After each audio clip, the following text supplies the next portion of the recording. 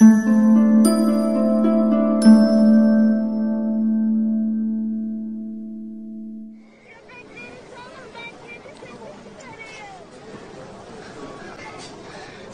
Buse, çok güzel bir fikir. Bu köpekleri salacağız, sen de kedi sesi çıkartacaksın. Moralini böyle yüksek tutmanı istiyorum.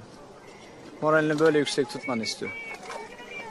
Tamam, tamam, biraz sabret, biraz sabret, biraz sabret, biraz sabret.